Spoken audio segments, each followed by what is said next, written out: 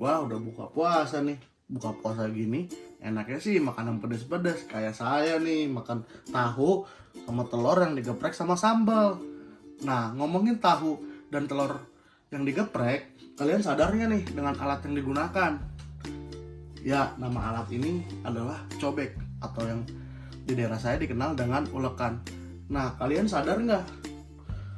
Alat-alat seperti ini sudah jauh digunakan sebelum kita dilahirkan, bahkan jauh lebih dari itu, yaitu pada zaman praaksara atau dikenalnya dengan zaman di mana manusia belum mengenal tulisan. Nah, pada kali ini pembahasan kita adalah manusia pada zaman praaksara. Yuk kita pelajarin lebih dalam lagi tentang apa itu zaman praaksara.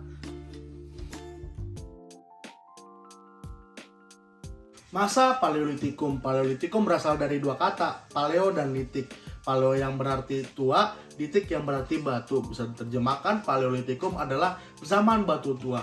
Nah, bagaimana sih kehidupan masyarakat pada zaman Paleolitikum? Yuk kita bahas satu persatu. Yang pertama, penggunaan batu. Nah, sudah dijelaskan di awal bahwa kehidupan pada zaman Paleolitikum tidak secanggih di zaman kita. Kalau di zaman kita, mungkin kita bisa mendapatkan sesuatu dengan mudah, seperti kita bisa memotong sesuatu dari pisau, misalnya kita punya alat blender yang sangat mudah. Berbeda dengan zaman Paleolitikum di mana mereka masih mengandalkan batu-batuan besar, tulang belulang, bahkan kayu sekalipun untuk bertahan hidup.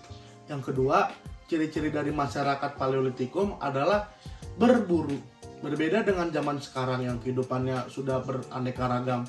Ada yang menjadi dokter, ada yang menjadi guru, dan lain sebagainya. Pada zaman dulu kegiatan hanya berburu. Nah, selain mereka berburu, mereka juga mengumpulkan makanan. Nah, alur ini disebut food gathering, di mana masyarakat akan mengumpulkan makanan, kemudian berburu, dan melakukan pengumpulan lagi, dan berburu lagi, dan begitu seterusnya. Kemudian dikenal dengan istilah nomaden. Apa sih nomaden? Nomaden adalah kegiatan berpindah-pindah dari satu tempat ke tempat lainnya. Nah, mengapa hal itu bisa terjadi? Karena bahan makanan yang mereka kumpulkan bisa saja habis, dan pasti akan habis. Nah, untuk menanggulangi hal tersebut, mereka akan berpindah-pindah satu tempat ke tempat yang lainnya untuk mencari bahan makanan dan bahan buruan yang terbaru. Nah, selanjutnya kehidupan masyarakat pada zaman Paleolitikum bisa ditandai dengan yang sangat bergantung dengan alam, seperti mereka berburu di sungai, berburu di hutan, atau mungkin mereka pergi ke hutan untuk mencari buah-buahan. Itu adalah salah satu masyarakat pada zaman Paleolitikum. Nah, itu pembelajaran kita mengenai masa Paleolitikum.